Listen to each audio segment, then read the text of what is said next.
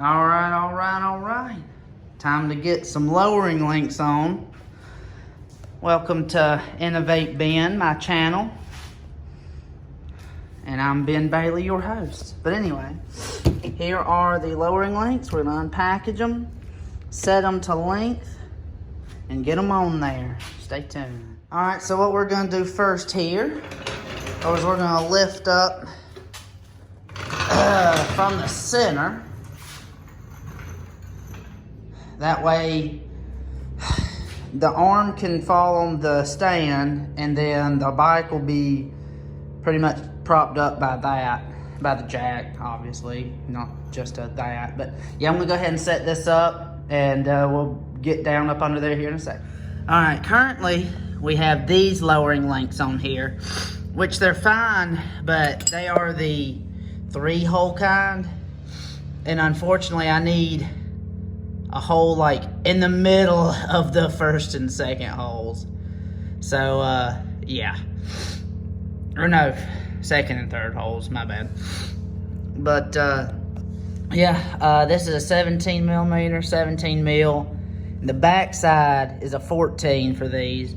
So I'm gonna go ahead and get these off, and the arm is up, do the jack. So basically once these come off, I can, the arm will just lay on the stand, and this will be, I can just lower this when I get ready to put the new ones on. So let me just go ahead and take this off real quick. All right, so got them off.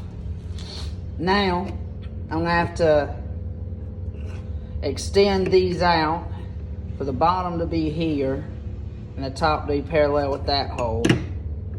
So I've got to run these out a little bit, and pretty much how you do that, well, I have to break these loose. Okay, basically to adjust these, you just have to turn this. So, and then once you adjust them to the height I'm gonna do it, you just run this nut in, and then once that nut's in, or that is where you want it, you tighten this nut to here. So basically, and it's 3/4. So I'm gonna go ahead and set the length on these and then get them ready to go back on. All right, now since I have these exactly where I want them, good with that hole, halfway with the between second and third, I'm gonna go ahead and count the threads, get this one the same length, check it, and then tighten them down. All right, I even pulled out the handy dandy calipers and measured to make sure they're both at length. So everything matches up, they're equal. So I'm gonna go ahead and tighten these up and get them on the bike. Oh yeah, almost forgot. For my people who go off of a weight, here's the old ones. So basically 2.95 ounces. For the SAE Outlaw adjustables, 1.04.4. So basically a little over a pound. Now to go. Alright guys, went ahead and torqued those down. All I have to do now is run these in. So I'm just gonna run these in and tighten them up. I'm also I'm just gonna run these in, tighten them up, and then I'll put the tail on and show y'all how she looks. Alright, so I tightened them up. Now I'm gonna put the tail back on.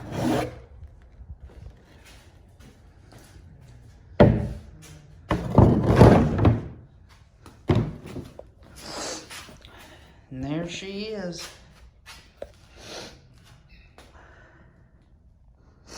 I'll include a clip of me sitting on her. But definitely looking better. Next thing I'm gonna do is I'm gonna go ahead and put the shorter tire on. Go ahead and get that on and lower the front. I mean, we've got a good bit to go to get low. So All right, guys. Well, that does it for this video. It's just a SAE Outlaw install. So there it is. There's a part number. I'll include a link. 80 bucks for a pair of adjustable lowering links is pretty good. So yeah, on the trip to go low fives. Who knows? We'll see how fast she goes. Thanks, guys. Like, share, subscribe, hit that bell. Let's help out the channel. Let's get this thing going and get this thing growing. All right, take it easy.